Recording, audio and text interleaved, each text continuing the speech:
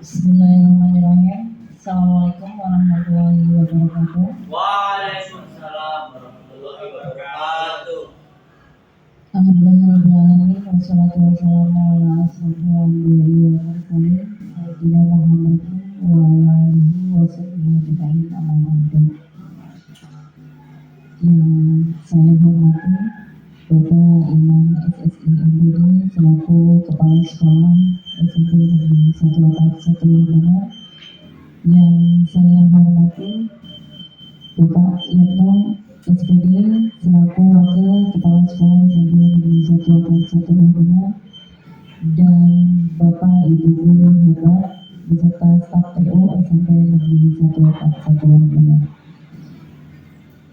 Pada kesempatan kali ini saya akan menyampaikan beberapa acara pembebasan budaya positif di UPTD SMP Negeri 1 Atap 1 Benar yang akan dibawakan oleh Bapak Yatno SPD. Sebenarnya acara pembebasan budaya positif di SMP Negeri 1 Atap 1 Benar sempat menyambutkan sambutan bahwa pemaparan pembebasan budaya positif di sekolah UPTD SMP Negeri 1 Atap 1 Benar. Marilah kita buka acara pembebasan budaya positif di UPTD SMP Negeri 1 Atap 1 Benar dengan membaca basmalah. Acara yang kedua, sambutan Bapak Kepala Sekolah SMP Negeri 1 Atap 1 Benar. Kepada Bapak Kepala Sekolah kami persilakan dengan hormat. Baik, terima kasih. Bismillahirrahmanirrahim. Assalamualaikum warahmatullahi wabarakatuh. Yang saya hormati Bapak Ibu Dewan Guru beserta tenaga kerja sekolah SMP Negeri 1 Atap 1 Benar. Yang saya hormati Bapak Yatno selaku calon guru penggerak dari sekolah kita. Alhamdulillah, Bapak dan Ibu, marilah kita panjatkan puji syukur kehadirat Allah Subhanahu wa taala yang telah memberikan berbagai nikmat ya, sehingga kita masih bisa mengikuti kegiatan yang rencananya adalah pembebasan tentang budaya positif oleh-oleh dari Pak Yatno selama mengikuti kegiatan pendidikan guru penggerak angkatan 9. Ya, Bapak dan Ibu, saya sangat bangga, sangat mengapresiasi kegiatan ini karena perlu diketahui Bapak dan Ibu bahwa guru penggerak ya, itu merupakan tujuannya itu merupakan salah satu calon pemimpin pendidikan di masa yang akan datang. Guru penggerak juga harapannya nanti bisa menumbuh kembangkan semua siswa yang ada di sekolah kita. Jadi mengembangkan potensi-potensi peserta didik kita. Bagaimana mengatasi permasalahan-permasalahan yang muncul di sekolah? Harapannya nanti Bapak Yatno ini mampu menginspirasi ya, sehingga bisa menggerakkan rekan-rekan guru yang lain yang ada di sekolah. Ya. Terima kasih Pak Yatno atas gagasannya. Mudah-mudahan Bapak dan Ibu, setelah Bapak dan Ibu mendapatkan materi pembebasan, Bapak dan Ibu memiliki gambaran ya, apa sih budaya positif itu, bagaimana mengatasi permasalahan-permasalahan siswa ya, sehingga setiap siswa itu bisa terlayani ya, setiap siswa bisa terlayani dan potensi-potensi siswa yang beraneka ragam itu bisa kita kembangkan secara optimal.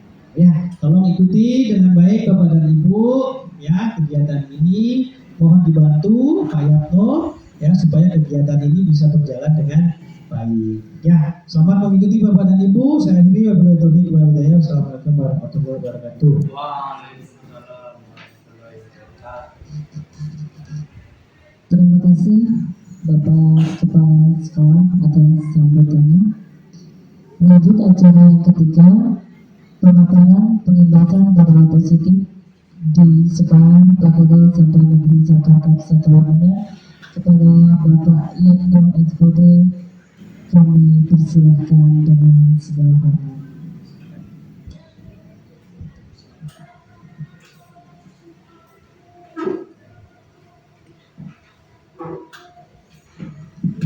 Bismillahirrahmanirrahim. Assalamualaikum warahmatullahi wabarakatuh. Yang terhormat Bapak Kepala Sekolah SMP Negeri 1 Atap 1 Wedengan, dan yang terhormat semua guru yang ada di sini.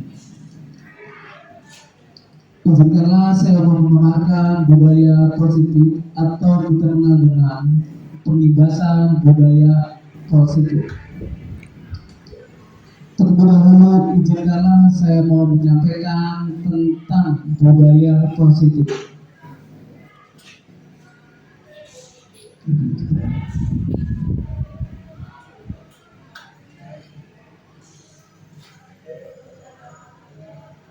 Dalam isi presentasi di sini kita bagi menjadi 5. Pertama adalah kesepakatan bersama, yang kedua adalah pendahuluan, yang ketiga adalah pembahasan, dan yang keempat lampiran, serta yang kelima adalah pertanyaan. Berikut tujuan di dalam pendidikan ini. Pertama adalah peningkatan. Peningkatan adalah untuk peningkatan kompetensi dan untuk peningkatan karakter. Cobalah mari kita amati di sini. Di lingkungan sekolah Anda sendiri saat ini, bagaimana seksama?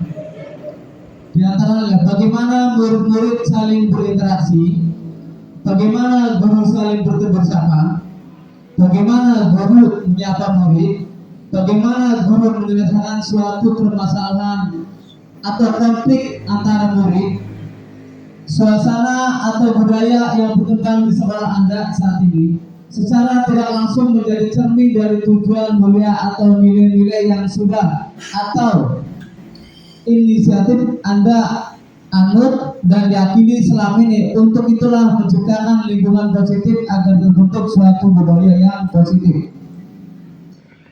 Di sini, apa arti dari budaya positif? Budaya positif adalah suatu proses perjalanan pendidikan yang harus kita jalani, karena ini merupakan tanggung jawab kita sebagai seorang pendidik, sebagai seorang pemimpin dalam pembelajaran. Suatu lingkungan yang aman dan nyaman akan memberikan murid kesempatan dan kebebasan untuk memproses belajar, membuat kesalahan, belajar lagi sehingga mampu menerima dan menyerap suatu pembelajaran. Kita amati budaya positif di sini dibagi menjadi 6. Pertama adalah disiplin positif. Disiplin positif di sini adalah tujuan dari disiplin positif adalah menanamkan motivasi yang ketiga pada murid-murid kita, yaitu untuk menjadi orang yang mereka inginkan dan menghargai diri sendiri dengan nilai yang mereka percaya. Ketika kita miliki motivasi tersebut, makna kata disiplin dimaknai menjadi suatu yang dilakukan seseorang pada orang lain untuk mendapatkan kebutuhan kita, cenderung menghubungkan kata disiplin dengan ketidaknyamanan. Berikutnya adalah nilai-nilai kebajikan. Nilai-nilai kebajikan yang ada adalah keadilan, tanggung jawab, kejujuran, bersyukur, lurus hati, berprinsip, integritas kasih, sayang rajin, komitmen, percaya diri, dan kesabaran. Teori motivasi. Teori yang kita ambil adalah teori dari Diana Gosen dalam bukunya Aristoteles School menyatakan ada 3 motivasi perilaku manusia. Pertama, untuk menghindari ketidaknyamanan atau hukuman. Yang kedua, untuk mendapatkan imbalan atau penghargaan dari orang lain. Yang berikutnya adalah untuk menjadi orang yang mereka inginkan dan menghargai diri sendiri dengan nilai yang mereka percaya. Keyakinan kelas di sini lah. Mengapa keyakinan kelas dibentuk? Mengapa tidak peraturan kelas? Keyakinan dan pelaturan di sini dibedakan. Mengapa kita memiliki peraturan memakai helm pada saat mengendarai kendaraan roda dua untuk keselamatan? Mengapa kita memiliki peraturan menggunakan masker dan mencuci tangan setiap saat untuk kesehatan? Di sini, mengapa kita punya peraturan membuang sampah pada tempatnya untuk kebersihan dan kesehatan? Mengapa kita punya peraturan masuk kelas tepat waktu untuk menghargai? Mengapa kita punya peraturan mengerjakan tugas sekolah tepat waktu untuk bisa mengkompetensi atau menghargai? Mengapa kita punya peraturan melakukan salam sapa untuk menyayangi ataupun menghormati? Kebajikan universal. Kebajikan universal di sini adalah keselamatan, kesehatan, kebersihan, menghargai, kompetensi, bisa menyayangi, menghormati, dan yang lainnya. Keyakinannya adalah yang ada dalam diri terhadap nilai-nilai kebajikan merupakan motivasi intrinsik dari dalam diri yang mendorong kita untuk menaati pelaturan atau disiplin positif. Berakhlak mulia adalah budaya positif. Pembentukan keyakinan kelas diantara adalah keyakinan kelas bersifat lebih abstrak daripada peraturan yang lebih rinci dan konkret. Keyakinan kelas berupaya pernyataan-pernyataan universal. Pernyataan keyakinan kelas senantiasa dibuat dalam bentuk positif. Keyakinan kelas hendaknya tidak terlalu banyak sehingga mudah diingat dan dipahami oleh semua warga kelas. Keyakinan kelas sebaiknya suatu yang dapat diterapkan di lingkungan tersebut. Suatu warga kelas hendaknya ikut berkontribusi dalam pembuatan keyakinan kelas lewat kegiatan curhat pendapat atau bersedia meninjau kembali keyakinan kelas dari waktu ke waktu. Nilai-nilai kebajikan universal adalah nilai-nilai kebajikan yang diterima secara universal lepas dari latar belakang budaya, bahasa, suku, bangsa maupun agama, berupa hal-hal seperti keadilan, kehormatan, peduli, integritas, kejujuran, pelayanan, keamanan, kesabaran, tanggung jawab, mandiri, berprinsip, keselamatan, kesehatan, dan lain-lain. Contoh di sini, contohnya adalah peraturan selalu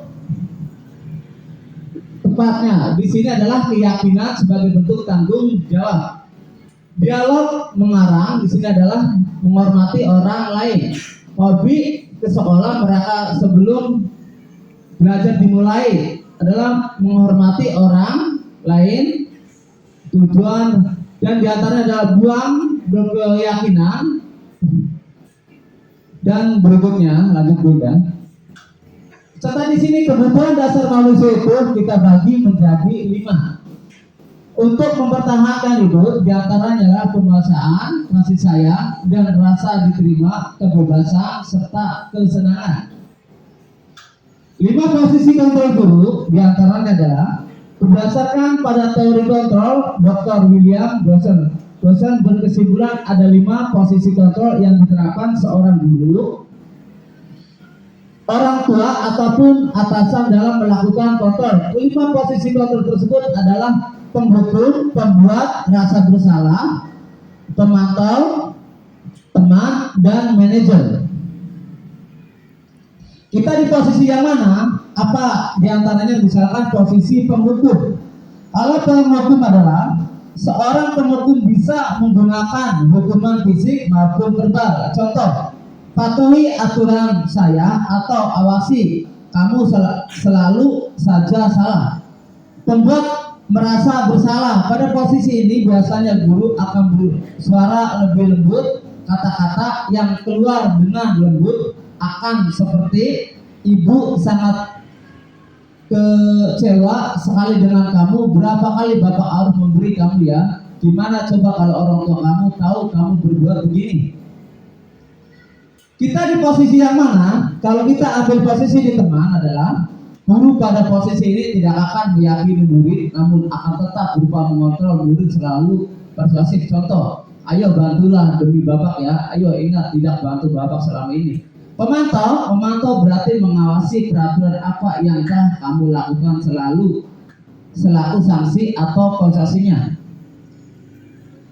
Kita di posisi yang mana?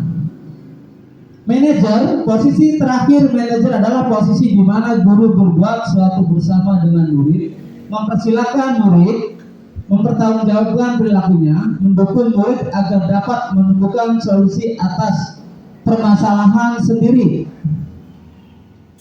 Kita di posisi yang mana? Seorang manajer akan berkata apa yang kita yakini, atau kembali kita yakini kelas. Apa kamu meyakini? Jika kamu meyakini, apa kamu bersedia memperbaiki?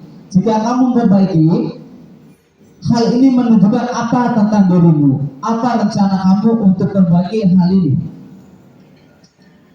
Di sini kita menggunakan segitiga restitusi. Restitusi adalah proses penciptaan kondisi bagi murid untuk memperbaiki kesalahan mereka sehingga mereka bisa kembali pada kelompok mereka dengan karakter yang lebih kuat.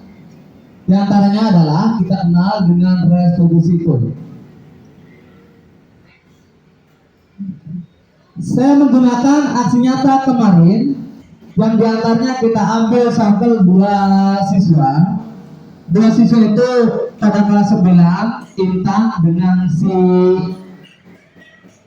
Rana. Itu kasusnya adalah sebuah kasus kekecewaan dengan kasus kesianan. Refleks hasil di sini, penerapan dari segitiga restitusi di sini adalah berikut. Itu adalah pemaparan dari saya, hasil dari budaya positif, maka saya imbaskan ke teman-teman saya di sini. Di antaranya adalah tentang barangkali ada pertanyaan atau permasalahan yang ada di sini, mangga federasi di sini jalan. Sebelumnya mangga barang ada pertanyaan, kata Aspan barangkali nanya, silakan supaya jalan. Langsung kita jawab ya, supaya ada interaksinya. Mangga kata Aspan. Ya Pak, saya ada pertanyaan. Terima kasih sebelumnya atas kesempatan yang diberikan. Pembebasan budaya positif ini luar biasa bagus Pak. Dan ini sepertinya setiap sekolah khususnya di Satap ini sudah ada, tinggal lebih dikuatkan lagi. Dan saya setuju dengan ketika kita posisi sebagai teman, maka redaksi kita, penyampaian kita adalah gimana caranya siswa itu adalah teman. Tapi ketika kita sebagai pemantau dalam hal ini guru, betul kita mungkin lebih ditegaskan. Pertanyaannya adalah kaitannya dengan segitiga restitusi ini, apa kelebihan dan kekurangan dari segitiga restitusi ini ketika dilaksanakan di sekolah kita Pak, dengan potensi anak yang atau keunikan anak yang luar biasa beraneka ragam. Itu mungkin pertanyaan. Terima kasih Pak Yatno. Terima kasih, saya langsung aja jawab ya. Di sini yang dimaksud dengan restitusi adalah suatu penyelesaian dalam suatu permasalahan. Misalkan kita di sini ada 5 posisi kita itu sebagai pendukung, sebagai teman, sebagai pemantau, sebagai manajer. Perlu kita ketahui di sini, dalam hal ada orang beranggapan peduli atau peduli di sini. Yang dimaksud disiplin adalah pelaturan. Itu adalah paham dulu. Tetapi yang dimaksud disiplin adalah sebuah proses belajar. Dalam penanganan di sini, misal di sini yang begitu muridnya kita itu unik dan aneh. Terkadang Bapak Ibu dalam penyelesaian suatu permasalahan di sini seringnya itu menggunakan sebuah metode penghukum. Dikit-dikit kita itu kalau siswa bersalah itu adalah dihukum atau disanksi. Terkadang kita itu tidak mengetahui latar belakang siswa itu kenapa dia itu melakukan suatu permasalahan, mengapa siswa itu melakukan suatu pelanggaran. Terlebih dahulu kalau kita selaku teman, kita itu diajak bicara. Kenapa siswa itu melakukan seperti ini? Mengapa kamu lakukan? Mengapa kamu ulangi lagi? Apalagi mereka itu kita dikasih sanksi itu ya. Kalau mereka dikasih hukuman atau sanksi, mereka itu akan ngomel, tidak akan berubah. Yang kita inginkan perubahan di sini adalah perubahan di dalam hati sebuah siswa. Artinya apa? Siswa itu terlahir perubahannya itu dari dalam dirinya. Kalau kita sering menghukum, sering apa-apa, siswa itu bukan malah lebih baik, kadang-kadang lebih jelek. Maka di sini dibutuhkan sebuah pemantau atau apa. Terkadang kita itu sebagai manajer untuk mengontrol siswa itu ke arah mana gitu. Terkadang diajak siswa apa maunya apa seperti itu. Maksud di sini penyesuaian, apakah kita menggunakan penghukum, apakah kita menggunakan teman, apakah itu sebagai pemantau, apakah sebagai manajer itu tergantung situasi dan kondisinya dan apa yang tepat di sini. Misalkan kalau yang di tempat di sini yang unik, kita bisa saja gunakan penghukum atau apa, tetapi terlebih dahulu kita kesepakati. Kalau kita kesepakati, dia itu tidak akan menggundul. Artinya apa? Apa yang kamu lakukan seperti ini, apa yang kamu perbuatan, karena kita sudah sepakat bahwa ini salah apa-apa seperti itu. Jadi nggak ada kata-kata dendam, nggak ada kata-kata kecewa seperti itu. Kurang lebihnya seperti itu, barangkali mau dilanjutkan atau ditambahkan lagi oleh ibu dan bapak di sini, mangga. Baik, terima kasih Pak Yatno. Boleh dimulai.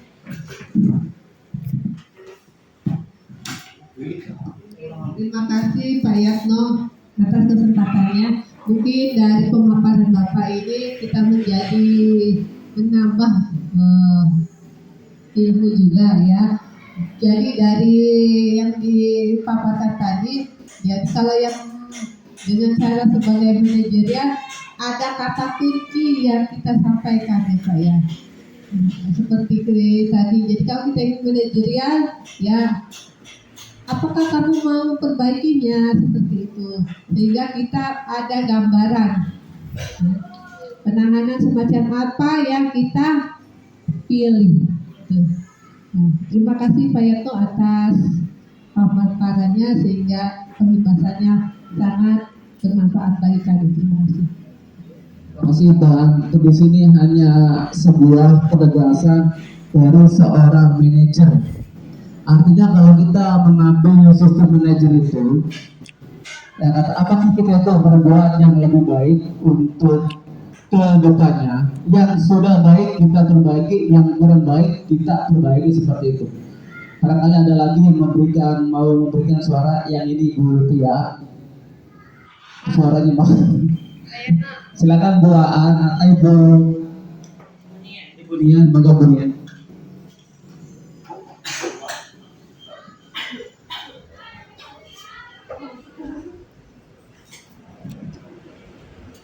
Baik, terima kasih atas kesempatannya. Materi ini sangat luar biasa untuk saya sehingga bisa bermanfaat baik untuk diri saya sebagai guru maupun untuk lingkungan atau warga sekolah.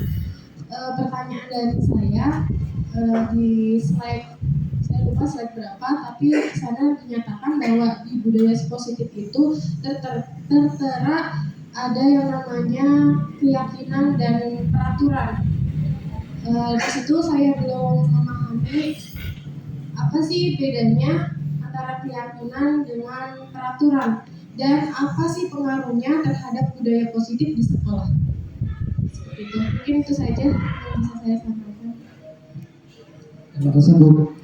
Kalau keyakinan itu adalah sebuah keyakinan yang dimunculkan dari diri sendiri atau yang ada di dalam dirinya kita ini. Termasuk kita itu objeknya adalah siswa. Misalkan keyakinan, kalau kita memakai helm berarti untuk keselamatan. Kalau kita mencuci tangan adalah untuk kesehatan. Seperti itu adalah keyakinan. Apa yang diyakini dalam diri kita. Kalau peraturan adalah sebuah kesepakatan yang kita sepakati bersama. Itu adalah peraturan. Maka aturannya apa? 1, 2, 3 seperti ini. Kalau keyakinan apa yang diyakini yang ini? Kayak contohnya, kalau kita males, keyakinannya pasti adalah akan ketinggalan. Kalau kita rajin bekerja, keyakinannya itu akan mendapatkan banyak duit seperti itu. Keyakinan adalah terlahir dari dalam diri kita. Kalau peraturan itu dibentuk atau kesepakatan bersama seperti itu. Gitu. Dan kalau boleh tambahin mana?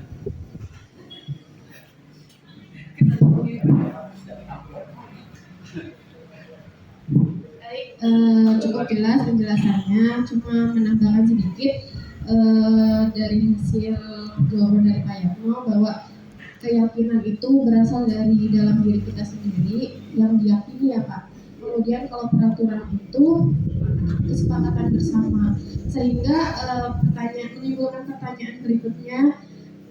Jadi untuk menumbuhkan budaya positif di sekolah, alangkah lebih baiknya memakai keyakinan atau peraturan. Sebenarnya dua-duanya kita gunakan tergantung dari mana sisinya ya. Kalau peraturan itu untuk tertibnya misalkan kita aturan kesepakatan atau apa. Kalau keyakinan itu terlahir dari bersiswa itu. Tapi dua-duanya itu kalau keyakinan itu sifatnya individu, kalau peraturan itu bersifatnya umum.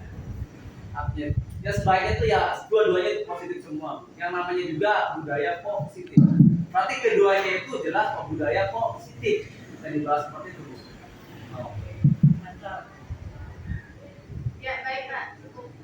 Silakan Bu cara lanjut. Makanya nanti bulan berapa nih ya?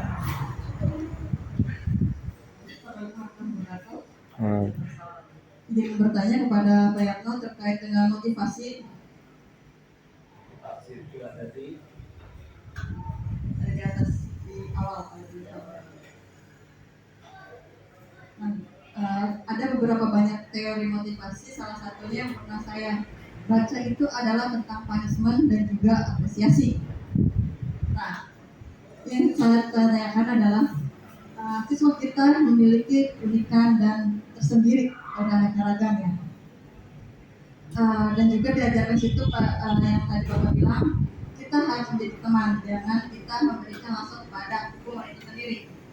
Sedangkan memotivasi itu biasanya itu terdapat hukuman dan juga punishment dan juga apresiasi.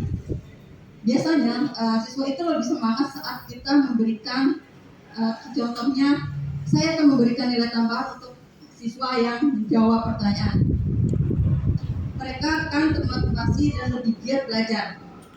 Yang saya tanyakan, Bapak sebagai guru penggerak adalah bagaimana memotivasi siswa di sekolah kita seperti sekarang keadaannya yang unik dan beraneka ragam.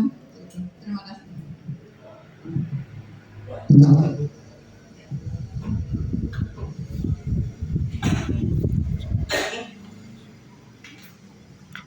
Lalu di dalam teori di sini yang kita pelajari tadi itu, yang namanya memberikan penghargaan terhadap siswa itu sebenarnya itu kurang baik katanya.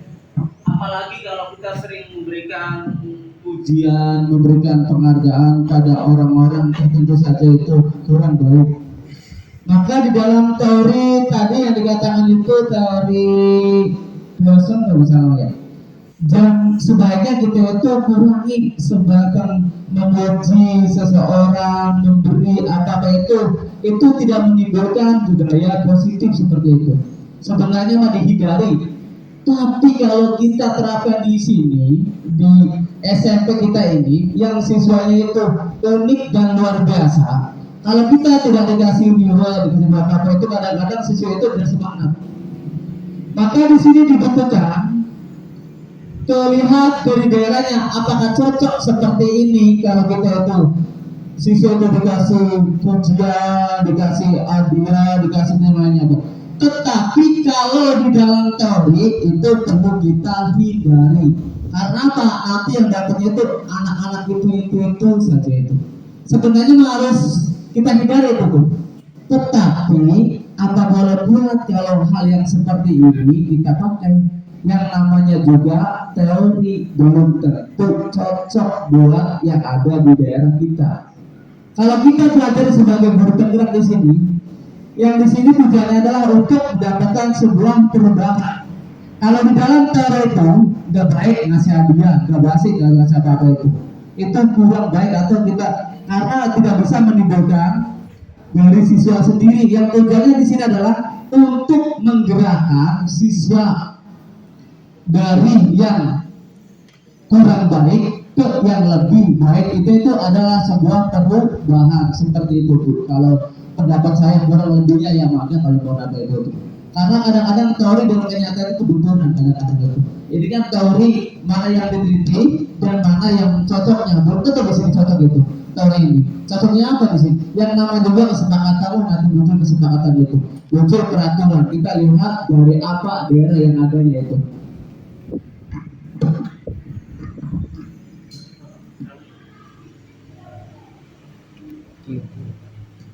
Karena masalah lagi Bu Nia, Bu Nia.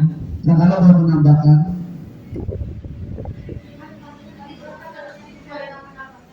Iya, enggak mau menambah.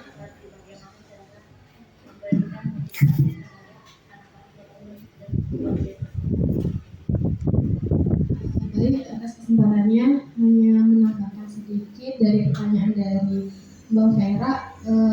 Sebetulnya ini pertanyaan dituju Pak Yatno, cuma sebagai tambahan saja dari saya. Mungkin motivasi di sini adalah biasanya itu motivasi itu kan pertama ada ingin mengharapkan suatu imbalan, kemudian mengharapkan suatu pujian. Yang paling penting di sini adalah motivasi yang berasal dari dalam diri kita sendiri, yang sebagai nilai-nilai diri. Untuk mewujudkan itu di sekolah ini mungkin bisa menerapkan yaitu keyakinan kelas, sebuah keyakinan dari keyakinan tersebut, karena keyakinan ini dibuat dari dasar diri kita sendiri, ya, sehingga muncullah kesepakatan bersama, sehingga dari kesepakatan itu dari kesepakatan itu maka siswa-siswi bisa termotivasi atau memotivasi keyakinan tersebut. Jadi dibutuhkan keyakinan bersama, dibuat keyakinan bersama di sekolah. terima kasih Bu Nia. Perlu kita ketahui, sebaiknya Bapak dan Ibu ini di dalam kelas kita bikin kesepakatan kelas. Artinya apa? Apa yang akan Ibu kesepakati dalam kelas? Misalkan Kak, kalau kita dalam belajar itu boleh nggak sambil makan? Boleh nggak kita tuh minum? Tapi kalau kesepakatan kelasnya boleh, ada di masalah. Ini adalah sistem sekarang. Bu, boleh nggak kalau kita lagi belajar kita itu menggunakan HP? Tetapi kalau kesepakatan kelasnya boleh ya boleh. Kalau kesepakatan kelasnya nggak boleh. Apapun yang disepakati dalam itu dilaksanakan. Itu adalah kesepakatan kelas. Kalau peraturan, ya jelas aturannya itu kembali ke tata tertib. Tata tertib yang bisa bersama. Kalau keyakinan itu yang muncul dalam diri siswa individunya. Jadi kita perlu dipahami keyakinan, kesepakatan dengan pelaturan, apalagi tata tertib itu berbeda, bos-bosnya.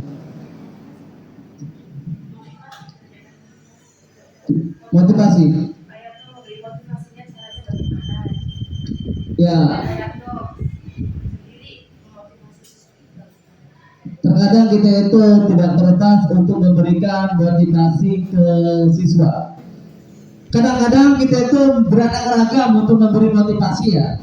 Bisa berupa dengan, kalau dalam teori itu dengan kajian, dengan hadiah, dengan yang lainnya.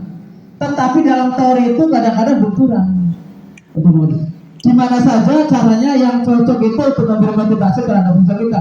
Misalkan siswa kita diterapkan, walaupun sekarang itu nggak ada ya yang namanya sekolah unggulan, sekolah kebun, sama saja semua. Tetapi budaya di sini dengan disamakan budaya di kota jelas beda. Jadi untuk memberi motivasinya saja beda. Mungkin kalau di sini, kita sekolah untuk masa depan kamu. Tapi kalau di sana beda lagi di kota itu yang membicarakan itu. Kamu sekolah itu untuk apa yang kamu inginkan. Tetapi di sini hanya untuk membangun baru saja tuh. Tapi untuk memberikan motivasi semangat itu, kita itu lihat kubunya itu apa keadaannya di sininya. Jangan disamakan anak ini, anak yang di sini dengan di kota itu beda cara memberi motivasinya itu, pasti berbeda. Yang apa saja yang cocok di sini untuk cukup saja di sini, bocah ganteng, bocah pinter. Kadang-kadang orang sini kan bisa saja. Tapi anak-anak yang lainnya kadang-kadang nggak mau juga memberikan motivasi seperti itu. Itu paham saya. Barangkali ada yang lagi yang mau menambahi itu dia motivasinya itu barangkali ngomong dah. Baik, terima kasih Pak Yatno. Ini saya ingin bertanya Pak, jika di kelas itu sudah ada kesepakatan dan sudah dibuat peraturan, tetapi yang membuat kesepakatan itu tidak menjalankan apa yang sudah menjadi kesepakatan, bagaimana cara untuk agar kesepakatan itu dilaksanakan sesuai dengan keyakinan, Pak. Terima kasih. Terima kasih Bu. Karena tadi ya kesepakatan bersama, tetapi kesepakatan itu dilanggarnya, maka di situ adalah muncul budaya negatifnya. Karena yang di sini yang kita tegakkan adalah budaya positif. Berarti yang melanggar kesepakatan itu berarti kita itu ada sanksinya. Apa sanksinya? Berarti kita asumsi berarti kita muncul dengan hukum. Karena dari kesepakatan itu adalah muncul dengan keyakinan. Kalau kesepakatannya kita langgar berarti kita itu anak kita kena hukuman atau kita kena teguran atau kita sanksi karena telah kita kesepakati bersama. Seperti itu Bu.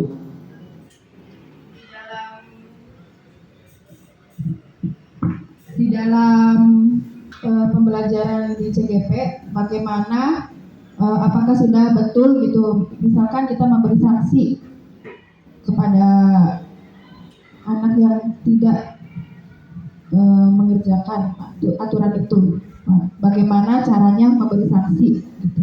Terima kasih. Terima kasih Bu. Kalau kita telah disepakati, kalau kita telah bersama-sama, enggak salah untuk ngasih sanksi itu Bu. Karena kita itu udah disepakati peraturan yang ada, enggak ada. Kecuali kita itu tidak ada kesepakatan, tidak ada aturan, itu begitu kita itu menurunkan itu baru salah. Tapi kalau udah ada peraturan, udah ada kesepakatan, udah ada apa menjadi masalahnya. Yang bermasalah itu ujung-ujung itu langsung membentuk, langsung bersanksi, tidak tahu permasalahannya. Nanti kalau dia itu dihukum, dia itu udah bakal tahu karena ada kesepakatan seperti itu. Seperti hukum yang di sini juga kalau disepakati oleh anggota dewan atau apa lagi itu, udah nggak bisa disanksi kalau disepakati. Intinya itu kesepakatan karena ada telah disepakati bersama. Kalau kita hanya berarti nggak salah nggak salah apa Bu? Kalau kita menyangsi nggak salah, itu silakan diperbolehkan. Aturan yang kita sepakati bersamanya seperti itu.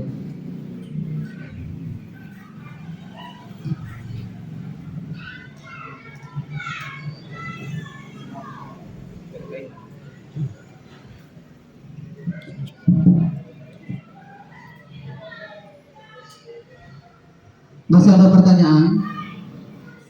Cukup ya. Mungkin itu saja untuk kegiatan budaya positif sebagai syarat tugas saya tentang budaya positif di modul 1.4. Semoga dengan kolaborasi antara saya dengan Bapak dan Ibu ini bisa menciptakan suasana yang lebih positif terhadap lingkungan kita. Mungkin itu saja, kurang lebihnya saya mohon maaf karena saya adalah makhluk biasa yang tempatnya salah dan dosa. Saya akhiri wabillahi. Wassalamualaikum warahmatullahi wabarakatuh. Waalaikumsalam warahmatullahi wabarakatuh. Acara demi acara sudah dilaksanakan bersama. Semoga dengan pemaparan pengibasan budaya positif dari Pak Yanto ini berimbas lebih positif lagi terhadap SMP Negeri 1 dan 1 ini. Saya akhiri, wabillahi taufiq wal hidayah. Wassalamualaikum warahmatullahi wabarakatuh. Waalaikumsalam.